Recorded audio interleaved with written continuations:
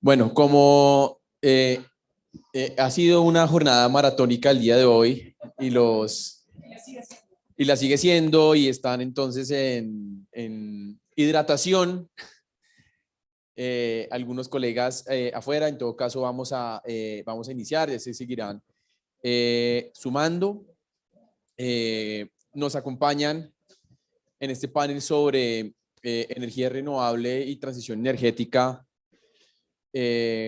Cuatro, y ya les comento también un quinto participante en el panel, en el cual hemos querido desde el Instituto Danés de Derechos Humanos provocar una conversación en relación no solo de la dimensión, si se quiere, climática o ambiental que tiene el proceso de descarbonización, energías verdes, transición energética, tiene muchos nombres este proceso, sino precisamente la llamada transición justa. ¿No?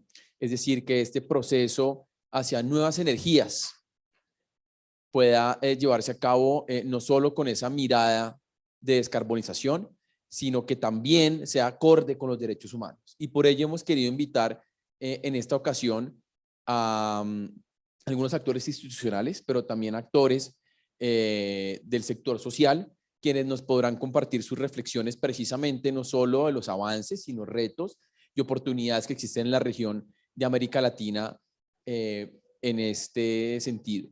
Y les comentaba cómo tenemos cuatro colegas y medio. Quisimos contar con la presencia de una mujer de la comunidad Wayuu que precisamente vive en la zona en donde se llevan a cabo los proyectos. Desafortunadamente no nos pudo acompañar, dado que tiene a su cuidado a sus niños, a su papá que se encuentra enfermo. No obstante, queremos compartir un video que han preparado en conjunto con la organización Indepaz, que acompaña a estas comunidades, en donde quieren presentar pues precisamente cuáles son los retos que tienen algunos miembros de la comunidad Wayuu en relación con los proyectos. Entonces, ¿podemos continuar con el video, por favor?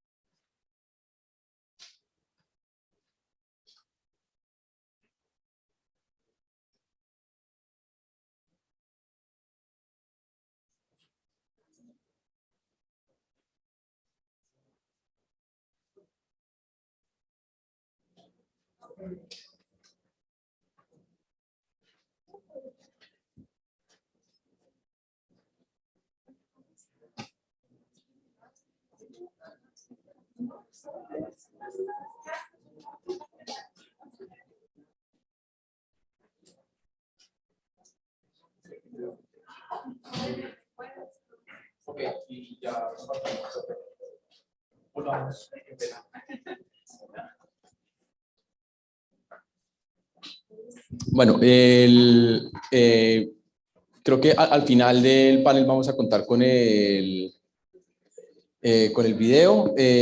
Nos acompañan entonces nuestros cuatro panelistas de la tarde del día de hoy. Vamos a empezar con nuestro colega Ismael por el sector de los trabajadores. Posteriormente tendremos las palabras de Freud, que nos acompaña desde la OCDE, para hablarnos un poco más del el financiamiento de proyectos, qué avances hay, qué retos también se encuentran allí. Posteriormente, la relatora Soledad García nos hablará de los también avances y retos regionales desde la mirada del sistema interamericano. Y finalmente, Gabriela Burdiles, de la CEPAL, nos compartirá reflexiones también desde la organización alrededor de la transición energética. Ismael. Ahí está. Quisiéramos que nos compartieras cómo es el punto de vista desde los trabajadores en relación con una transición justa en estos contextos. Ok, em primeiro lugar, boa tarde a todas, a todos, a todos. Sou Ismael César. Eu vou falar em português e tentar falar com espacito. Eu sou de Brasília, sou membro da Central Única dos Trabalhadores, secretário de Políticas Sociais e Direitos Humanos da Central Única dos Trabalhadores. Pela CUT, participei por 2 mandatos no Conselho Nacional de Direitos Humanos do Brasil. Inclusive, nós conseguimos, a partir da participação da CUT no Conselho Nacional de Direitos Humanos, trazer essa agenda, para dentro da classe trabalhadora, em particular na CUT, essa agenda dos direitos humanos, que, em tese, a princípio, era uma agenda meio que distante da classe trabalhadora, como se a questão dos direitos humanos não tocasse a agenda da classe trabalhadora. E o golpe ocorrido no Brasil nos levou exatamente a ver que a luta pelos direitos humanos tem tudo a ver com a luta da classe trabalhadora, o seu movimento. A partir de 2016, como todo mundo sabe, todo mundo observou, houve um golpe empresarial, midiático, no Brasil, e que forçou o governo que assumiu, que era o vice-presidente da presidente Dilma Rousseff, Michel Temer, acionou uma série de medidas provisórias, projetos de lei, no sentido de ressignificar a Constituição de 1988, que foi uma conquista do povo brasileiro. E, portanto, eu estou fazendo essa introdução para entender a nossa participação aqui e já saudar, agradecer o Fórum, a CSA, saudar aqui as centrais sindicais co-irmãs, os sindicatos, os movimentos sociais presentes. Sinto muito a ausência do setor empresarial nos vários debates que nós temos participado. Acho que eles deveriam estar mais aqui para ouvir o outro lado. Mas faço essa introdução para entender a nossa presença aqui. E a leitura da CSA, que há um debate de disputa de classe, porque a questão que se faz é a transição justa para quem? É essa a pergunta que nós fazemos. Porque a transição justa não é justa para a maioria do povo no mundo inteiro. A transição que se faz, na verdade, é uma transição que não garante sequer o direito do povo a poder tomar água, não ter direito a um banho. Milhões e milhões, nesse exato momento, não fizeram sequer uma refeição, e sabe-se lá se vão conseguir fazê-lo até o final do dia. Então, é para essas pessoas, é para essa maioria das pessoas, o qual nós estamos dialogando e achamos que é necessário fazer o diálogo daquilo que a gente entende como transição justa. É este olhar para a maioria da classe trabalhadora que perde os seus direitos, é esse olhar para esse trabalhador de aplicativo que não tem patrão, o patrão está do outro lado do mundo, que trabalha 10, 12, 16 horas por dia pedalando uma bicicleta, levando alimentação, e que, portanto, eu pergunto se essa transição é justa para essa pessoa que sequer tem direito a tomar um copo de água. Essa pessoa que sequer tem direito a carregar o seu telefone celular para poder continuar a trabalhar. Então, é essa transição justa que a CSA, a Confederação Sindical Internacional, que as centrais sindicais ontem, num debate que fizemos aqui durante o Fórum durante esse fórum, que nós estamos aqui trazendo, né, essa reflexão, né? Porque nós achamos que é possível construir, de fato, um outro mundo. Nós acreditamos, de fato, que há uma perspectiva de transformação social, né? Nós acreditamos nisso, que é possível construir um outro mundo, uma outra realidade ambientalmente justa, onde as pessoas têm direito à alimentação, onde as pessoas tenham direito à educação, onde as pessoas tenham direito à habitação, né? E é essa transição justa, né? E aqui, em particular, no debate energético. Eu sou, e repito, e volto, né, da minha origem, Brasil, nós tivemos digamos, um exemplo extraordinário, né, do que é possível fazer dentro do governo a partir de uma perspectiva de um olhar social. O governo de Luiz Inácio Lula da Silva, né, que foi o primeiro, né, presidente, digamos, do campo democrático, instituiu um projeto no Brasil chamado Luz para Todos, que permitiu que milhões de brasileiros de lugares remotos do nosso país pudessem ter acesso à luz elétrica, à energia elétrica, pela primeira vez nas suas vidas. Há um depoimento do companheiro Lula, que ele disse que nunca se emocionou tanto quando uma vez ele chegou numa casa no interior do Nordeste e encontrou uma dona de casa chorando copiosamente. E ele perguntou para essa dona de casa por que ela estava chorando. E ela respondeu humildemente para o presidente Lula que era a primeira vez que ela conseguia, à noite, velar, olhar o sonho do seu filho, que isso para ela era inédito, a possibilidade dela acompanhar, a partir da luz elétrica que chegava na casa dela, a possibilidade de acompanhar e velar o sonho dos seus filhos. Então, é essa transição, né, que nós, esse olhar da classe trabalhadora, que nós achamos que é possível construir e que, infelizmente, foi interrompido no Brasil.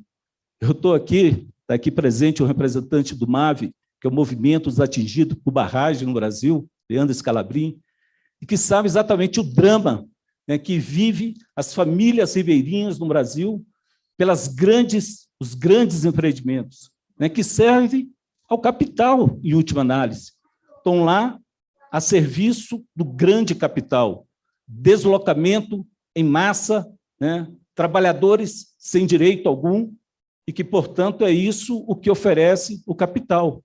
E é sobre esse olhar, sobre essa perspectiva de transformação social que é necessário construir, né, uma outra sociedade, um outro olhar, né, sobre o meio ambiente, né, sobre as pessoas, onde, né, o lucro não prevaleça sobre a vida das pessoas, né? É este olhar que nós queremos compartilhar com vocês. Agora, no Brasil, por exemplo, foi privatizada a maior empresa elétrica da América Latina, a Eletrobras. Foi privatizada no último dia 6 de junho. E para atender, não o interesse da população, porque a energia elétrica irá subir com a privatização. No Brasil, você tem um sistema Eletrobras que dá conta do país inteiro, e agora, inclusive em terras indígenas, na região amazônica, vão construir o linhão sem autorização das comunidades indígenas, né, um grande linhão, mas o fundamental é que a privatização, né, tem impossibilitado, né, que as pessoas tenham direito à energia elétrica. Então, é esse sonho, essa utopia, né, que os grandes capitalistas, que os donos do capital, estão destruindo. Então, o sistema elétrico brasileiro, repito, foi privatizado, há todo um processo de luta dos trabalhadores do setor elétrico no Brasil contra o processo pela reestatização do setor elétrico. Em alguns estados brasileiros, o processo de privatização já ocorreu e o resultado prático, concreto, real, é que a vida do povo piorou. Então, portanto, é esse olhar, né, do povo, da classe trabalhadora, é esta reflexão que nós trazemos aqui para vocês, que é possível construir uma outra sociedade, com outro mundo, um outro olhar, onde a vida das pessoas importam e valam mais do que o lucro. Muito obrigado.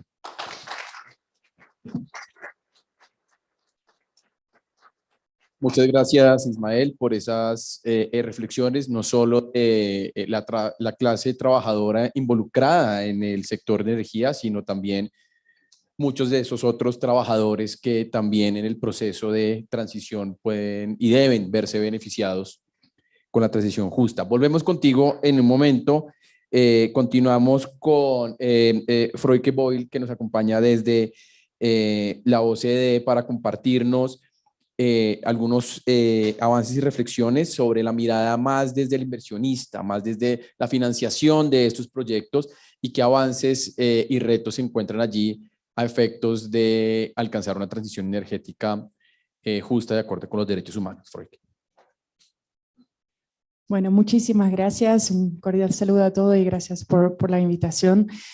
Bueno, quisiera hablar un poco sobre el papel de los instrumentos de conducta empresarial responsable justamente en esa transición energética justa y también en relación con este, de la importancia de interdisciplinaridad de la conducta empresarial responsable, derechos humanos, derechos laborales, como acabamos de escuchar, y cómo alinear estos diferentes objetivos. Bueno, en primer lugar, quisiera recordar el artículo 2.1c del Acuerdo de París, que tiene como objetivo de situar los flujos financieros en un nivel compatible con una trayectoria que conduzca a un desarrollo resiliente al clima y con bajas emisiones de gases de efecto invernadero. Bueno, este llamado a la acción ha impulsado tanto a los líderes políticos como a las empresas a comprometerse a alcanzar las cero emisiones netas de gases de efecto invernadero para 2050 o antes. Bueno, pero a la vez hay que destacar que hay crecientes compromisos con esta acción climática, sigue siendo muchas debilidades sistemáticas relacionadas con la acción de las empresas y el sector financiero sobre el clima en términos de claridad y credibilidad. Y también existen muchas debilidades en la inclusión de las prioridades sociales, también como acabamos de escuchar, como los derechos humanos para garantizar justamente una transición justa. Y creo que en el contexto de la región es muy importante de destacar un dato que se estima que la región, la OCDE estima que la región de América Latina necesita por año 118 mil millones de dólares estadounidenses, que representa el 2.7% de PIB de toda la región, para invertir justamente en la generación de energía renovable, eficiencia energética, electrificación de la calefacción y transporte de las redes eléctricas para alinearse con este objetivo de Acuerdo de París. Y hay que tener en cuenta que esta falla a este momento puede atribuirse también a la ausencia de instrumentos y recomendaciones oficiales para definir la acción del sector privado en materia de mitigación y adaptación climática. Bueno, ¿cómo pueden contribuir los instrumentos de la conducta empresarial responsable a la solución?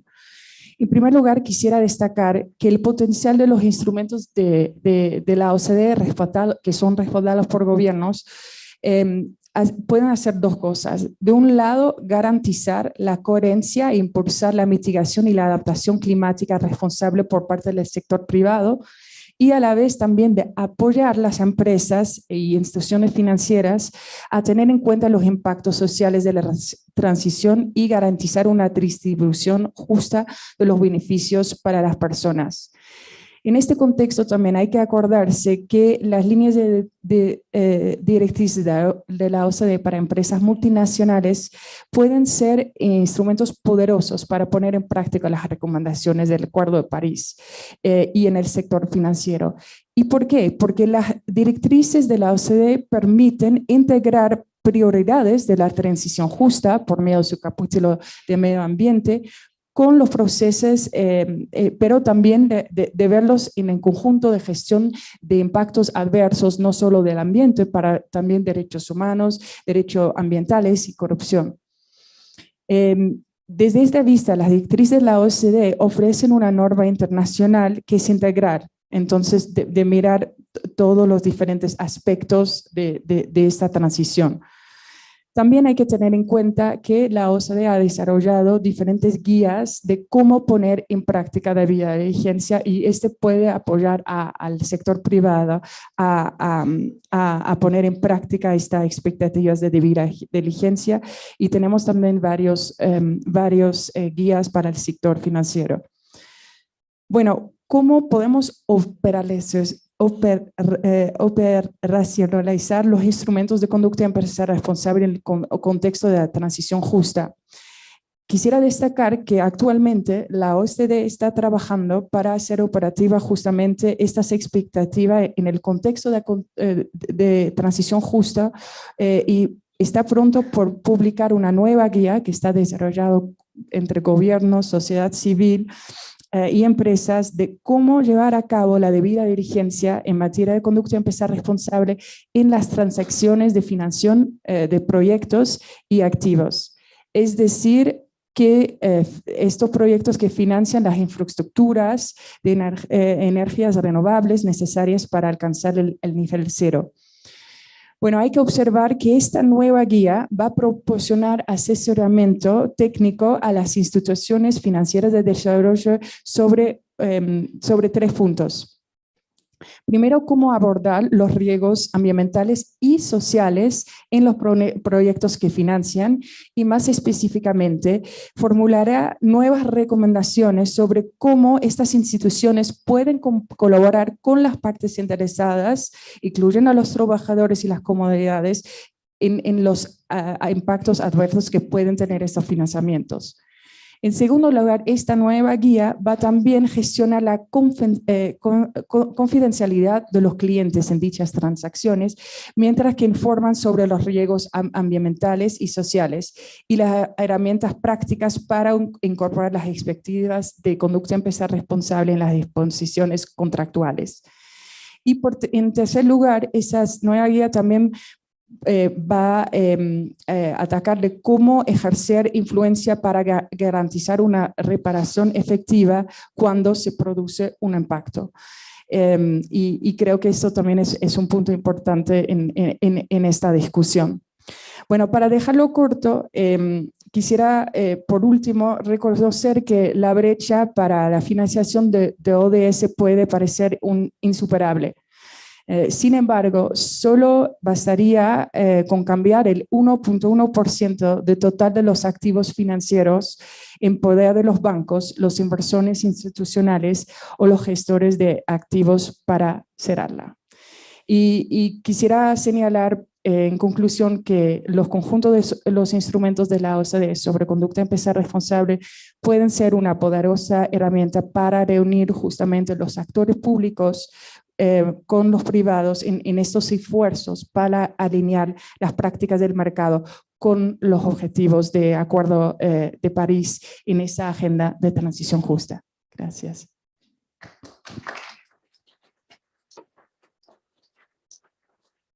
Freudke, muchas gracias. Estaremos muy atentos a cuando esté la guía ya pública para naturalmente poderla tener en cuenta dentro de la mirada de la transición energética. Continuamos con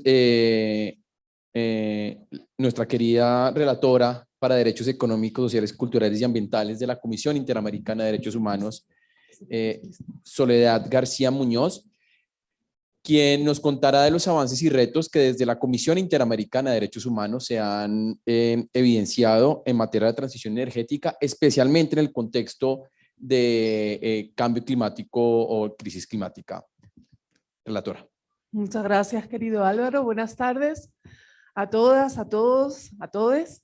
Es realmente un placer estar acá, compartir este panel con personas con una trayectoria y un compromiso tan grande con los temas que nos traen este foro, ¿verdad?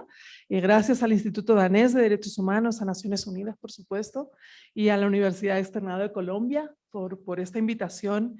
Y realmente este es un tema crucial para la región y un tema crucial para el mandato que tengo a cargo en la Comisión Interamericana de Derechos Humanos, que aprovecho a presentar muy brevemente porque quizá no todos lo conocen, ¿verdad? Es la Relatoría Especial sobre Derechos Económicos, Sociales, Culturales y Ambientales, siendo este el primer mandato del sistema interamericano que incorpora expresamente los derechos ambientales a su actuación en el ánimo precisamente, y así nos lo encargó la Comisión desde que nos creó, de desarrollar estándares y mayores niveles de protección de los derechos ambientales en el hemisferio.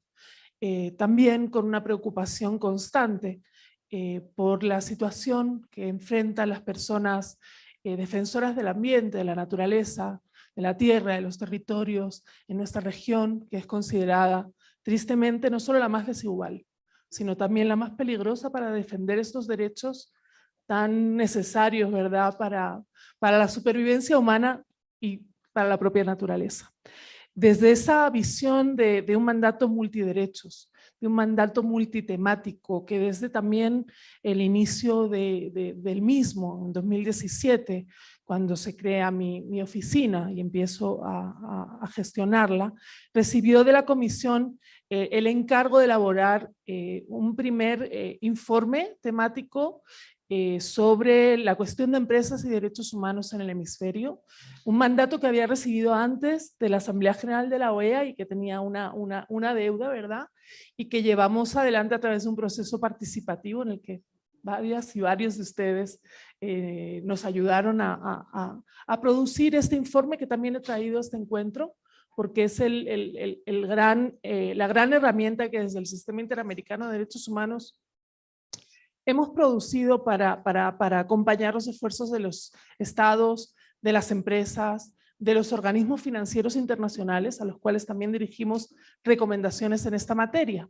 Y este informe también es el primero en el cual desde la Redesca y desde la Comisión se hace un análisis de diversos contextos que nos preocupan especialmente, que van pues que se hacen relación a muy diversas temáticas, incluyendo el tema del cambio climático. Fue la primera vez que hacemos un análisis desde el punto de vista de las obligaciones de los estados en relación con las actividades empresariales y del reflejo de estas obligaciones en las de las propias empresas sobre el tema del cambio climático. Este informe lo señalo primero porque obviamente siempre son pocas las oportunidades para difundir su existencia y la necesidad de aplicarlo vis a vis con los estándares del sistema universal, porque estamos en América y porque nuestro hemisferio tiene afortunadamente un sistema regional muy fuerte, muy vanguardista, ¿verdad?, que viene generando estándares ciertamente de vanguardia, valga la redundancia, en materia de empresas y derechos humanos.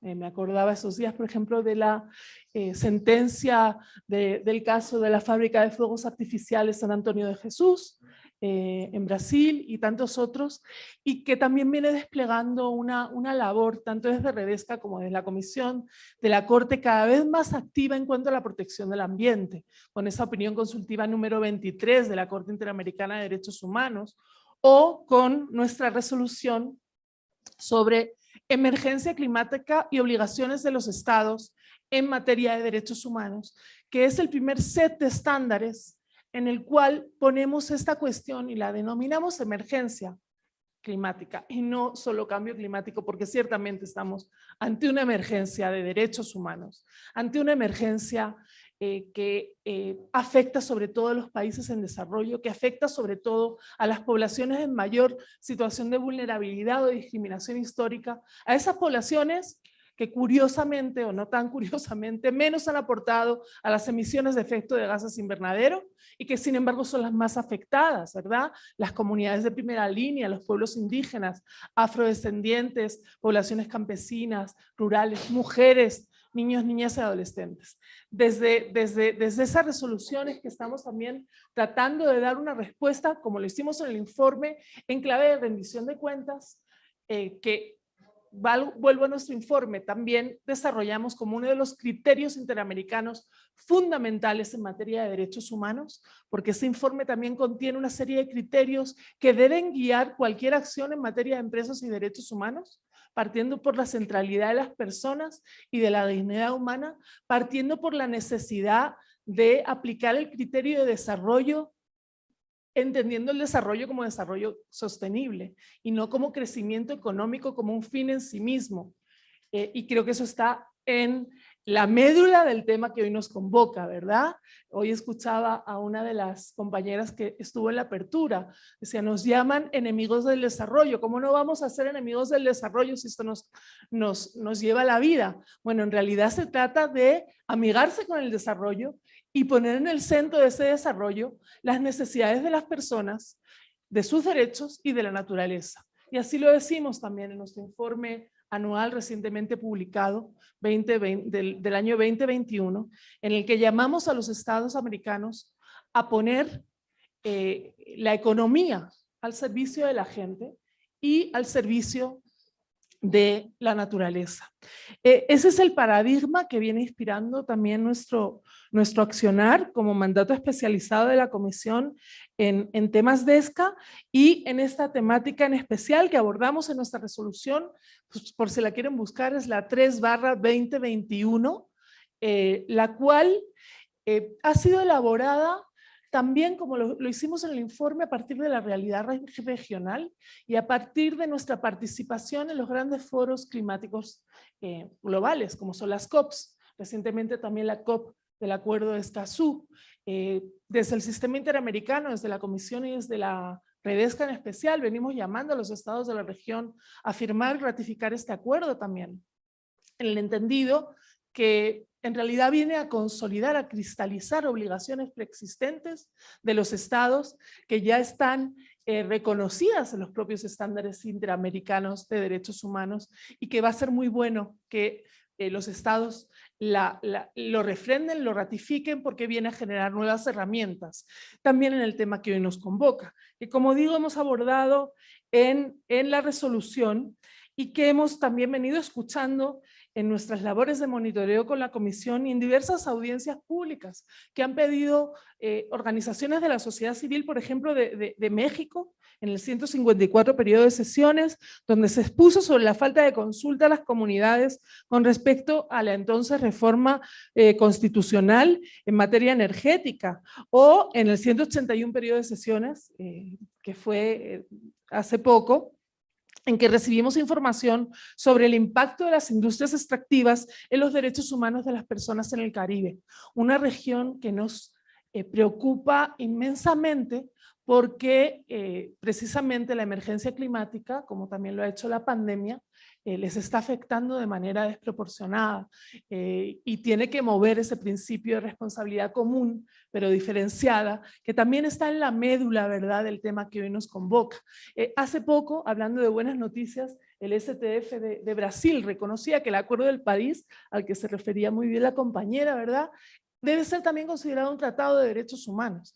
Y creo que esta lógica, con sus vaivenes, ¿verdad? Hace poco también la Corte Suprema de Estados Unidos de América pues dictaba otra sentencia no tan favorable, más bien problemática para los derechos ambientales, pero hay herramientas y lo que yo quería es traerles esta que hemos generado desde Redesca, porque creemos que ciertamente a lo largo de los 9 temas que identificamos gracias a nuestra participación en los foros globales y regionales, están las grandes claves que se necesitan en los estados para implementar medidas climáticas que ciertamente pongan los derechos y a la gente en el centro, para la sociedad civil exigir sus derechos y para el sector empresarial también tomar los derechos humanos en serio en las acciones que puedan comprometer al medio ambiente o aumentar los gases de efecto invernadero.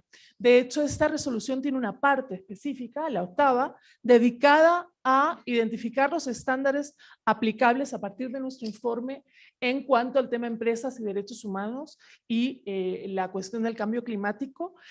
Abordamos los derechos de los pueblos indígenas y cómo tienen que estar al centro de todas las soluciones climáticas, igual que niños, niñas y adolescentes, igual que las mujeres, porque no podemos dejar de mencionar el impacto que tiene el cambio climático sobre nuestras vidas, ¿verdad? Y cómo también viene a profundizar esas brechas de violencia y discriminación que históricamente nos han afectado.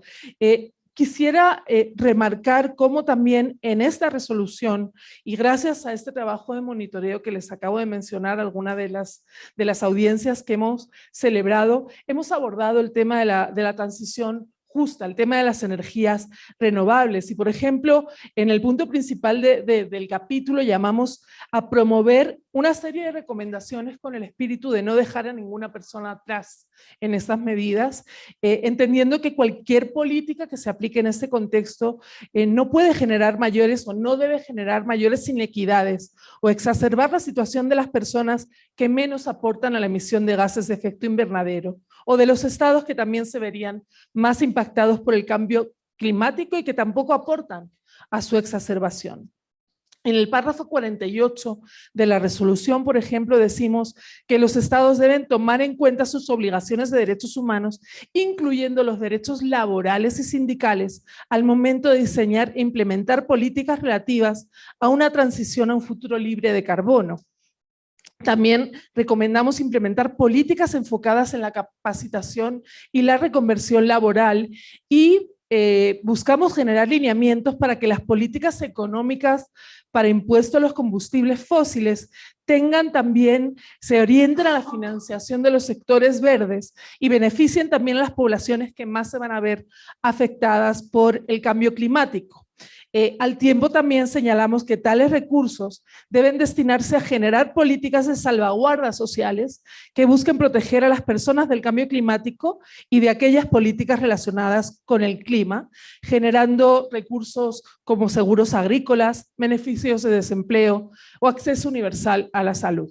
También bajo los parámetros de la resolución señalamos que los estados en sus planes de transición justa deben incluir sistemas que ofrezcan pagos por los servicios de los ecosistemas como compensación a las comunidades que mantienen ecosistemas saludables, asegurando un enfoque de género e interseccionalidad y que las personas en situación de vulnerabilidad no quede excluida de esos programas.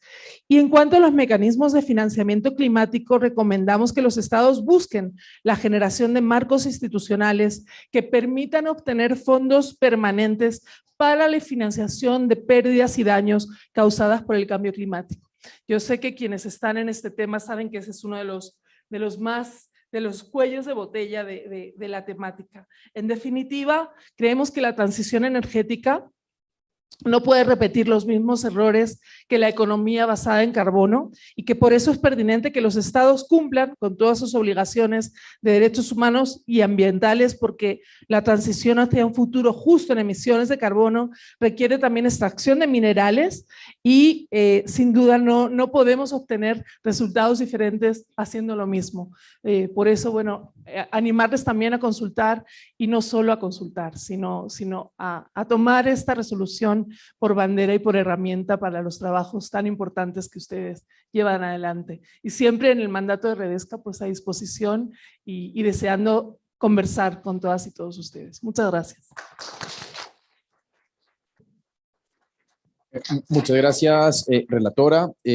Nos movemos entonces desde Washington y la comisión al sur del continente con Guerreras Burdiles Perucci, que nos acompaña desde CEPAL y que precisamente nos compartirá las reflexiones sobre la transición energética y la participación en este contexto y el trabajo que viene realizando CEPAL al respecto. Muchas gracias, Álvaro. Bueno, saludar a todos y todas, todos los que están aquí. He estado siguiendo algunos paneles. De verdad que sé que hay muchos defensores y defensoras de derechos humanos y en temas ambientales, así que todos mis respetos para quienes están aquí. Autoridades ancestrales, autoridades de los países, instituciones, colegas, panelistas, a los organizadores. Muchas gracias por la invitación. Bueno, la transición energética justa plantea muchas oportunidades, efectivamente, en nuestra región, para combatir el cambio climático, para el desarrollo sostenible, pero sin duda también plantea muchos desafíos. Y esos desafíos están a la vista.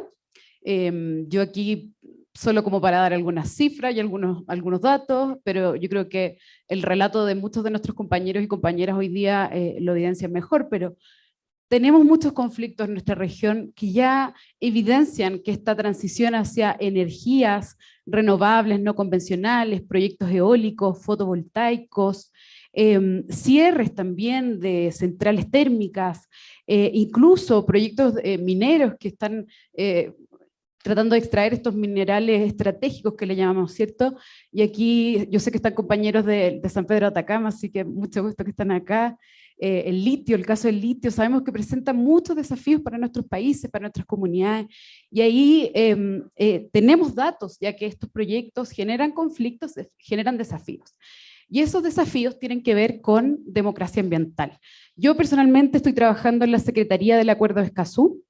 La CEPAL es la Secretaría del Acuerdo de Escazú, y es un poco lo que yo les quiero comentar. Esta es una herramienta, es un tratado vinculante que está rigiendo desde el año 2021 en nuestra región, y tiene algunos estándares que podrían ayudarnos entonces en esta transición, en este camino a la transición que sea realmente justa.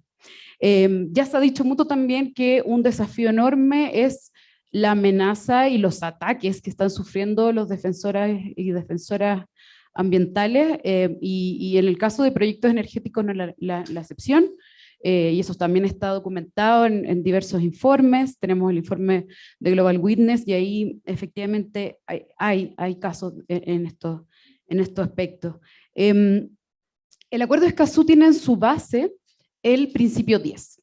El principio 10 de la Declaración de Río de 1992, que básicamente lo que dice es que para la toma de decisiones en materia ambiental, socioambiental, como puede ser en el caso de materia energética o climática, es que necesitamos la participación de todos los actores relevantes en el nivel que corresponda.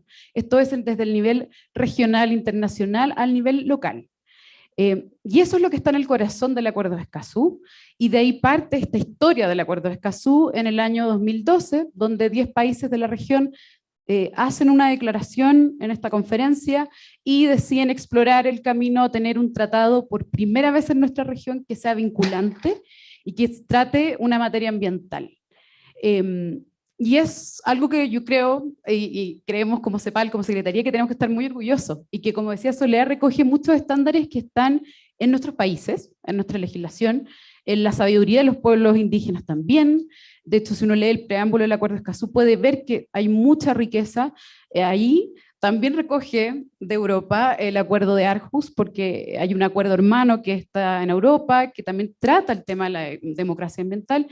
Y en fin, es el primer tratado ambiental que aborda el tema de los defensores ambientales, los defensores y las defensoras ambientales, y que es vinculante. Entonces ahí tenemos una oportunidad de abordar entonces la toma de decisiones en materia ambiental que se haga con justicia, que se haga con participación, que se haga con transparencia. Y si eso no ocurre, entonces que tengamos las instancias a nivel nacional para poder reclamar. Y brevemente quiero decirles que este acuerdo tiene 5 pilares. El primero es el acceso a la información, y ahí regula evidentemente cómo los ciudadanos y ciudadanas pueden acceder a hacer solicitudes al Estado, transparencia, y también cómo el Estado de manera activa tiene que desarrollar informes ambientales.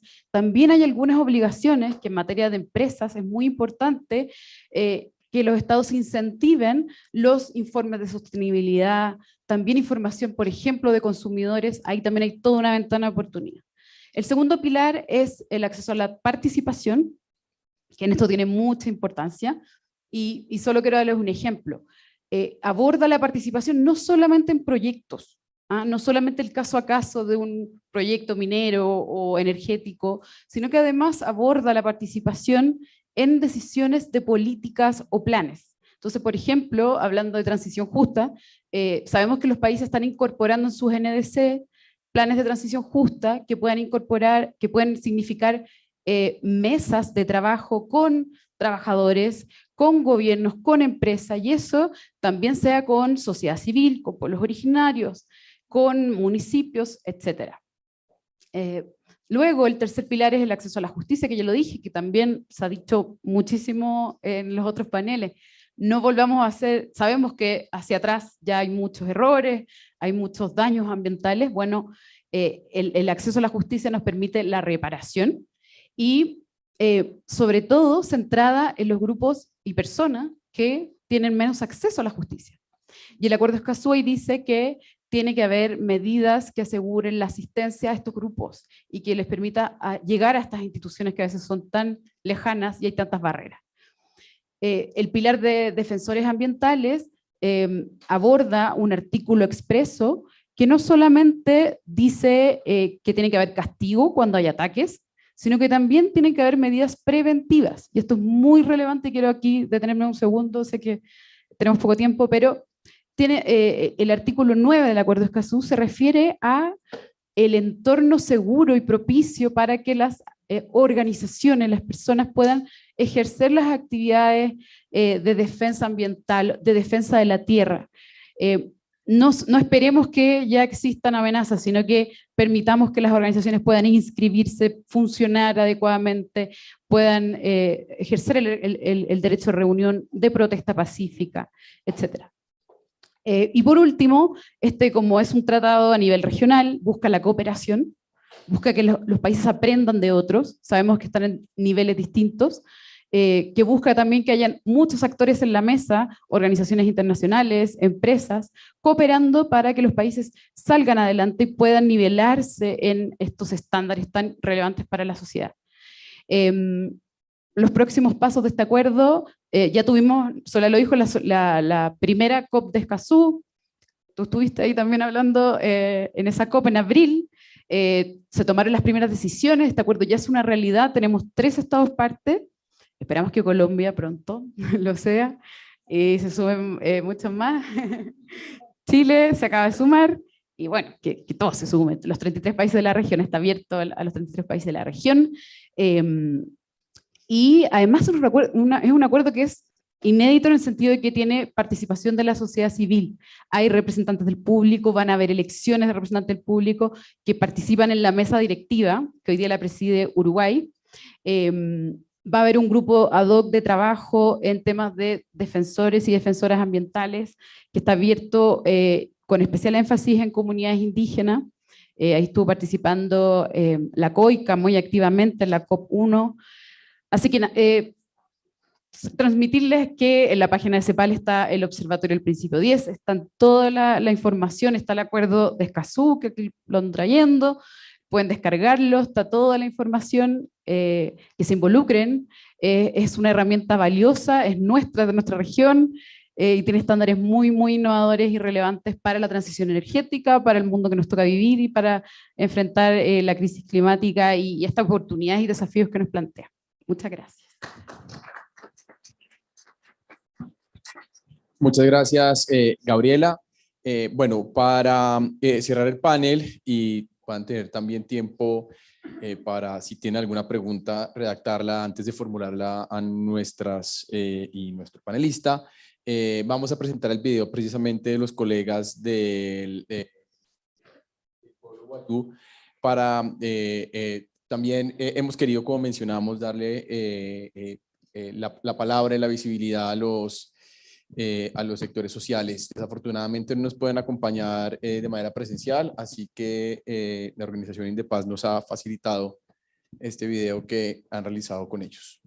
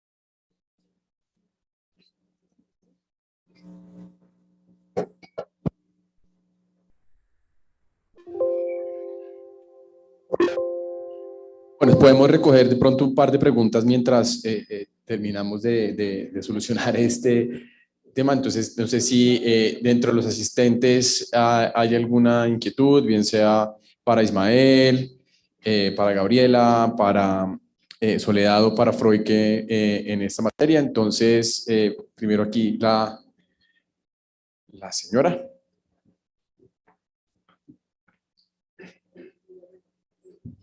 Bueno, buenas tardes. Mi nombre es Angélica Ortiz. Implementarían dentro de su territorio. En el año 2016, aproximadamente a mediados de ese año, la empresa Renovatio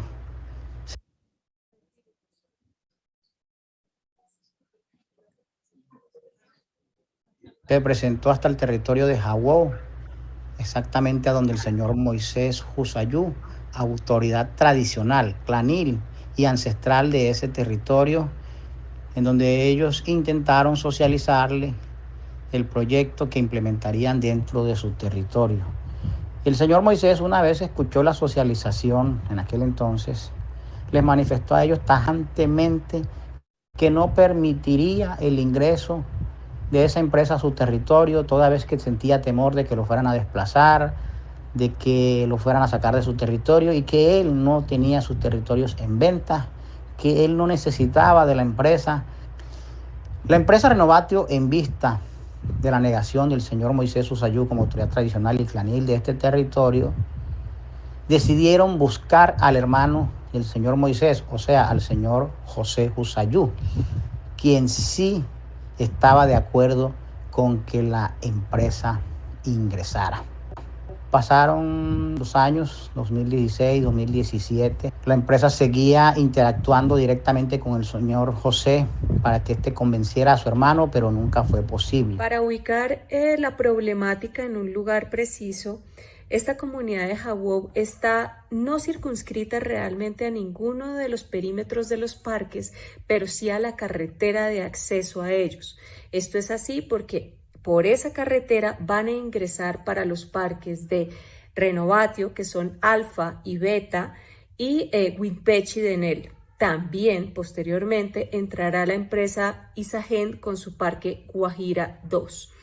Estos parques son de un gran tamaño y necesitaban una vía de acceso. Jawó queda justamente entre esa vía y ellos se negaban a que les hicieran esa carretera. Pero por alguna razón el Ministerio del Interior define que las carreteras no son sujeto de consulta previa. Y aquí es que inicia esta problemática. Fuimos desplazados de nuestro territorio por culpa de la empresa Renovatio y Enel, porque resulta que el año pasado vino el problema por el papeleo de la comunidad, porque como te dije, mi papá es autoridad, posesionaron un hermano menor de mi papá, que es el José León Husayú. Nosotros nos enteramos ya el mes de octubre, que él fue hasta la casa de nosotros, que queda ahí cerca, con la acta, cuando él dijo, no, ya me dieron la acta y yo necesito que ustedes se vayan de aquí. Y él me dijo, no, que no, o sea, que eso le daba autoridad de botarnos de ahí. Y le dijimos que no, porque obviamente uno creció allá, o sea, mi papá también, y él dijo que no. De una vez mi tío también fue buscando a la empresa a darle pie para que siguieran también con su trabajo, y ellos, bueno, metieron y me imagino a ellos vienen, le reembolsaron, y cuando ellos le reembolsan la plata le hicieron la consulta previa y eso, y a raíz de eso empezaron a comprar armamentos y eso, y hasta ese día llegaron amenazándonos ya en enero, ya con armamentos, porque antes de eso ellos no tenían nada. Obviamente nos fueron, la primera vez fue con un papel y que nos dijeron que no fuera, pero esta vez fue con armamentos y haciendo tiros, o sea, sin importarle el que estaban los niños y eso, que no fueran. Vine hasta acá, toda esta Uribia, hice una acta de eso, se lo pasé a la empresa, que pararan sus obras allá, ya que eso no estaba generando problemas y eso, que hasta que llegue un acuerdo con mi papá. Pasaron los meses, ellos llegan cada vez que ellos le pagaban, cada vez que ellos llegaban allá. Bueno, exactamente hace como 2 meses fue que esta vez llegaron, pero ya esta vez le dieron a mi hermano aquí presente. Él resultó quemarropa, el otro hermano mío también. Obviamente nosotros quedamos, porque nosotros estábamos limpiando ahí un caminito que iba para el Jawey. Vimos a la autoridad, que es ahora José León Husayú, un sobrino de él, otro primo, o sea, ellos fueron 5. y los 30 hombres que venían con él fuertemente armados, encapuchados y vestidos de la empresa Renovation y no lo reconocimos obviamente porque no sabíamos quién eran esos hombres que andaban con él, pero sí reconocimos a ellos. Bueno, ellos llegaron, como les dije, fuertemente, ya esta vez fue la cosa peor porque hirieron a mi hermano acá y entonces uno en medio de su desesperación, o sea, los niños presenciaron eso, vieron todo eso, o sea, lo que ellos dijeron. Entonces ellos nos apuntaron nosotros las mujeres que no hiciéramos nada. Ella estaba grabando a mi hermano y le arrebataron el teléfono los hombres que andaban con ellos. Entonces, bueno, en uno de esos ellos obviamente ya vimos y mi mamá encerró los niños y ellos ya querían también caerle ya a la casa porque no le importaban los niños y ellos saben que la debilidad de nosotros era los peladitos y mi mamá les suplicaba que no. Entonces ellos le dijeron, bueno, en cambio de que no le hacemos nada a los niños, vamos a llevar todos los animales que ustedes tienen. Entonces ellos agarraron y se llevaron todos los animales, los pocos animales que teníamos. Y que desalojáramos, obviamente esta vez, o sea, como te dije, temí por nuestra vida, por los de los niños, ya viendo que ya esto no era un tiroteo como ellos lo hacían constantemente y la empresa nada que hacía respecto a eso. Entonces esta vez sí nos tuvimos que venir. En vista de que las autoridades aquí obviamente ya no nos hacían caso y ya no prestaban atención, o sea, tanto el señor secretario de Asuntos Indígenas, uno le daba varias veces allí en la alcaldía, y entonces, y aquí como te dije, nosotros nos siguieron hasta aquí mientras mi hermano lo habían remitido y nosotros no habíamos quedado acá en el pueblo, pero un día a mí hubo una reunión acá, por cierto, era de la empresa y que yo hice la denuncia públicamente acá y después que a los 2 días de haber hecho la denuncia llegaron 2 tipos buscándome, yo no lo reconocía porque estaba encapuchado y vestido de negro. Y en ese día, o sea, como pude, ellos me siguieron y yo seguí hasta Maicao en aquel entonces. Y entonces obviamente ya tenía esa amenaza encima de que me estaban buscando por eso, que había levantado la denuncia. Entonces tuvimos que pedir por allá en una ranchería, escondernos, pero cada vez que yo venía para acá, porque obviamente los niños se me enfermaron y yo tenía que llegar hasta aquí al pueblo a juro, porque ya en uno de esos a mí me seguían también, y entonces en vista de eso, por medio de nuestro medio, agarramos y nos dirigimos hasta Riguacha, llegamos allá tocando puertas, que por nos ayudar a hallar un panfleto. Después de la primera reunión con el primer funcionario del municipio, que es el secretario de gobierno, René Lindarte, la primera visita que nos hizo un día sábado en la noche, que se fue a las 9 de la noche de allá, y al día siguiente, el domingo en la noche, llegó un panfleto amenazando. Mi nombre es Elba Husayú, de la comunidad de Jawok. Yo soy la hija de la autoridad Moisés Husayú. Somos de la comunidad de Jawok, corregimiento Huimpeshi, desde aquí del municipio de Uribia. Bueno, en estos momentos de verdad estamos en una situación muy crítica. Entonces le pedimos antemano que por favor nos ayuden a solucionar esta problemática que tenemos en este momento por culpa de la empresa Renovation y Enel. Exigimos que se paralice inmediatamente su obra allá en nuestro territorio y que se haga una consulta previa con la autoridad que es Moisés Husayú. Y así para llegar a un acuerdo y así para poder uno regresar de vuelta a nuestro territorio. Indepaz replica hoy 9 de junio del 2022 las denuncias de las comunidades. Ellas esperan que las autoridades competentes les garanticen el retorno sanos y salvos a sus territorios y una investigación profunda para que se dé con los reales responsables de estos desplazamientos.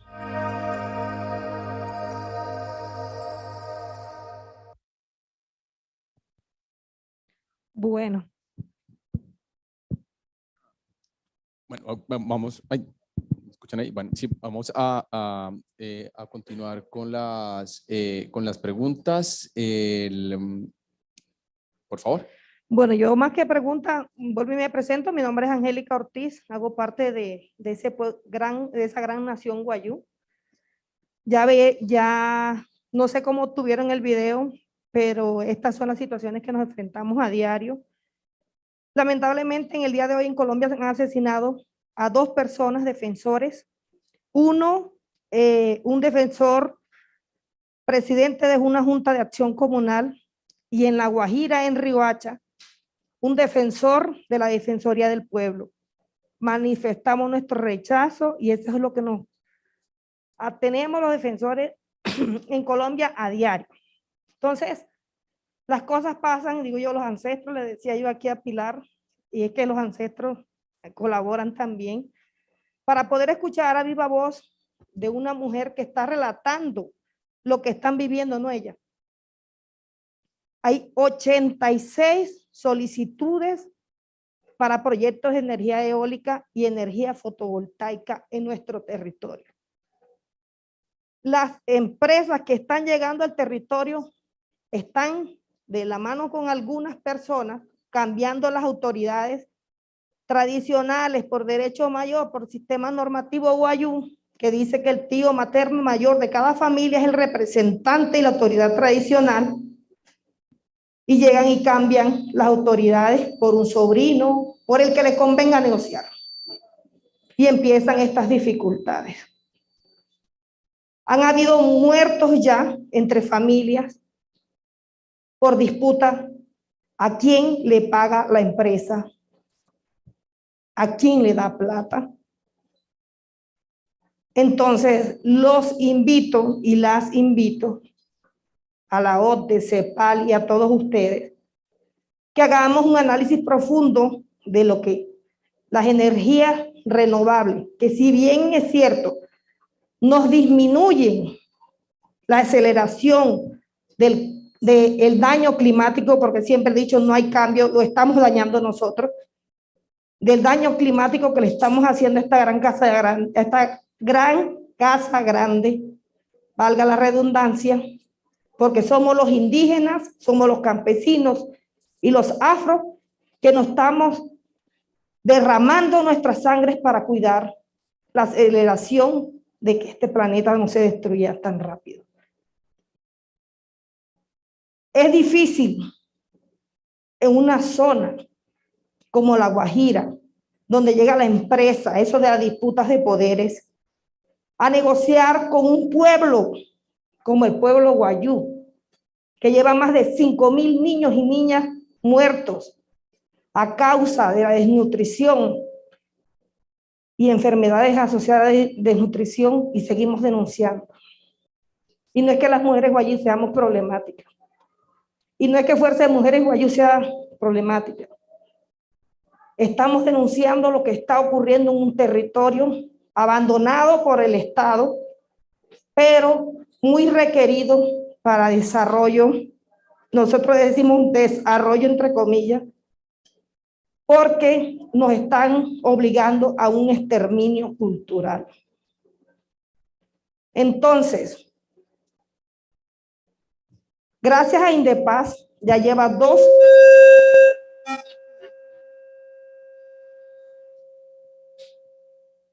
investigaciones muy serias, estando en terreno, en territorio, con hechos muy recientes, como lo decía Joana. Esto no es de hace años, esto es de ahora. Un mes, y después de este hecho han venido pasando otros. Con un gobierno que, si bien decía el delegado representante del gobierno hoy, que garantizan la protección de nosotros como defensores, hoy vemos los resultados. Colombia sigue siendo el país más peligroso para defender derechos ambientales. Con esto, llamar la atención de todos ustedes, que no solamente es lo bonito del papel, sino la puesta en marcha de lo que el papel dice. Normativas tenemos, muchas. ¿Qué nos hace falta? Voluntad. Por eso decimos, energías renovables sí, pero no así. Gracias.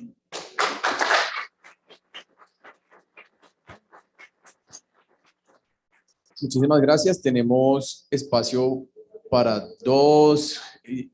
Bueno, vamos a intentarlo. Les sugiero, por favor, muy rápidamente para poder oírlos a todos. Entonces, por acá creo que la señora había levantado la mano después y pasamos de nuevo así. Allí detrás de la cámara.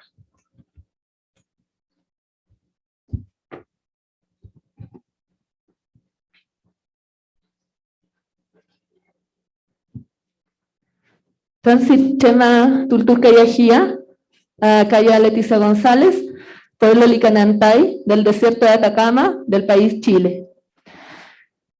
Bueno, una el título, ¿no es cierto?, de esta sesión habla sobre la transición energética justa. Quizás aquí solo exponer, ¿no es cierto?, que hoy día estamos bien lejos de ser una transición energética justa. Nos ha tocado, nosotros en general como pueblo tratamos de estar presentes en distintas instancias, ¿no es cierto?, porque ahí es donde tú tratas de incidir. Se supone que eso es el espacio que nos hacemos nosotros mismos, digamos con esfuerzos propios. Quiero exponer el caso efectivamente que se mencionó, creo lo mencionaste parece, del tema del litio. Por eso para nosotros está bien lejos de la transición energética en Chile, por lo menos de ser justa, ¿no es cierto? Porque hoy día es a costa de la explotación del litio en el triángulo del litio, que no solo involucra a Chile, sino también al sur de Bolivia y norte también del sector argentino, donde se encuentran los salares más grandes, donde tienen las mayores, digamos, riquezas en litio. Sumado a eso, bueno, además, ¿no es cierto?, como el desierto se ve como tal desierto, da la impresión que no existiera nada, pero hay una gran biodiversidad. Hablamos no de especies, más allá de eso, hablamos de ecotipos, ¿no es cierto?, especies específicamente adaptadas a condiciones de estrés y de condiciones climáticas extremas, que debieran mirarlo con atención, porque efectivamente hoy día estamos en el país y en muchas partes a nivel global, ¿no es cierto?, viviendo una crisis climática y justamente hay un déficit hídrico a nivel general. Y nosotros somos un pueblo que sabemos vivir bajo esa condición. Y nadie viene a conversar, o nadie le interesa escucharnos, ¿no es cierto?, que era lo que hablábamos del conocimiento científico, lo mencionaron algunos hermanos, el conocimiento científico que hoy día nosotros le llamamos ciencia ancestral, porque tiene un valor, ¿no es cierto?, potente, y nadie hoy día, los científicos, ni siquiera la academia quizás lo toma. Y nosotros estamos dispuestos a trabajar de manera colaborativa porque hablamos del desarrollo, nos interesa, no queremos hacerle freno, pero queremos que efectivamente se cumpla a cabalidad lo que es justo. Y en ese sentido también invito a que por favor, ¿no es cierto?, quienes están acá y tengan que ver con efectivamente el diseño, las tecnologías de las energías renovables, lo piensen desde ya, porque hoy día, claro, todos estamos pensando en paneles fotovoltaicos, eólicos, y eso es lo verde.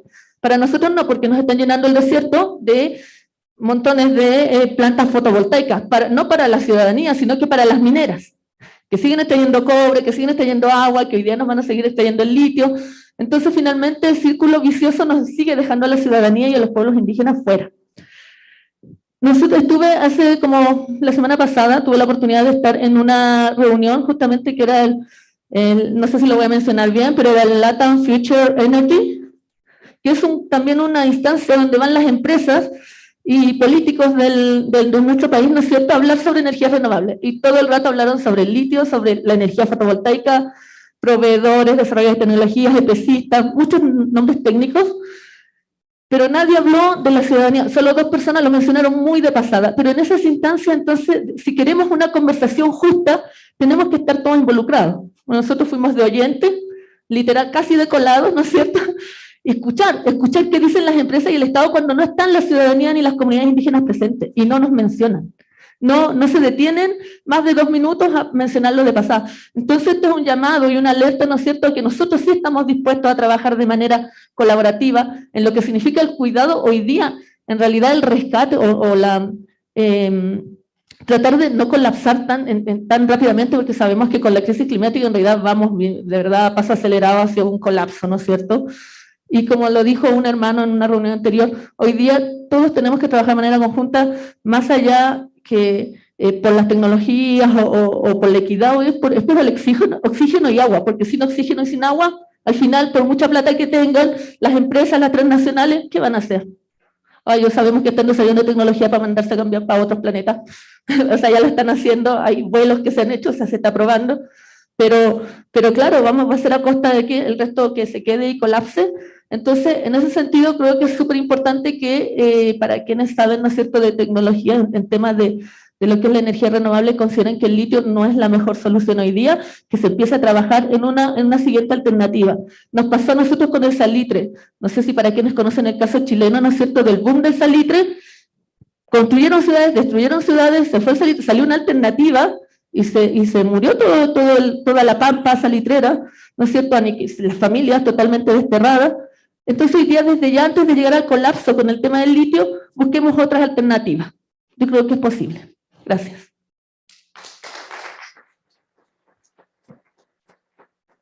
Muchas gracias. Estamos ya 5 minutos después de la hora. Si el comentario es o la pregunta es de 30 segundos, les agradecemos y gracias. Brevísimo, brevísimo. Creo que resonó bastante fuerte, no solamente en esta testera, sino que también en el Salar de Atacama, el hecho de no seguir haciendo si queremos cosas diferentes, no podemos seguir haciéndolas de la misma forma. Y creo que ese concepto es muy relevante. Hago el siguiente resumen en honor al tiempo. El Estado de Chile se empieza a apropiar de distintas formas respecto del salar y de la tierra atacameña para poder llegar a un acuerdo inconsulto entre la Corfo y SQM, empresa hoy día, ¿cierto?, que extrae litio en el salar de Atacama, a través de un contrato, que vuelvo nuevamente a señalar, sin consulta previa, sin el consentimiento de los pueblos, y que a través de una causa que tiene el Consejo de Pueblo ante la Comisión Interamericana de Derechos Humanos, en la causa ROL 2971 del año 2019, que esperamos también que avance, que pueda prosperar esta causa, que pueda seguir su curso. Pasa el tiempo, nos encontramos con el otrora gobierno de Sebastián Piñera, quien con mucha vehemencia pone nuevamente el proceso de la licitación, llamando a empresas a entrar en este proceso con una consulta, en un marco de alianza, de movilización del pueblo atacameño. Concurrimos entre la Central Unitaria de Trabajadores, quienes nos recibieron en la puerta y conversamos con ellos, generamos presión ante el Congreso, acciones judiciales. Esa licitación termina cayendo a través de acciones judiciales y también la movilización de los propios pueblos. Pasa a otro punto, como es la política nacional minera al año 2030, que en su introducción señala con bastante precisión de que para lograr una transición energética justa es necesario del litio. Y quienes están en contra, digamos, del litio, están en contra de la transición energética justa. Y en ese foco de contradicciones donde ponen a los pueblos, ¿no? Porque si de esto se generaría esta otra situación. Desde esa perspectiva, quiero expresar la necesidad respetuosamente ante la relatora especial sobre derechos económicos aquí en Bogotá, de que podamos poner atención a esta causa internacional que abre el Consejo de Pueblo, a objeto de que no sigamos bajo la figura desde el Estado disponiendo de los salarios en la calificación de minas, que no son minas, es la cosmovisión, es la vida del pueblo atacameño. Gracias. Bueno, ya estamos 15 minutos después del tiempo. Si tienen alguna pregunta, nuestras panelistas, Ismael está muy atentos a poderla resolver individualmente ya en el cambio de sala, porque creo que ya tenemos que dar paso a la siguiente sesión. Así que les agradecemos. Lastimosamente, pues el tiempo es tirano, como menciona Soledad. Muchísimas gracias.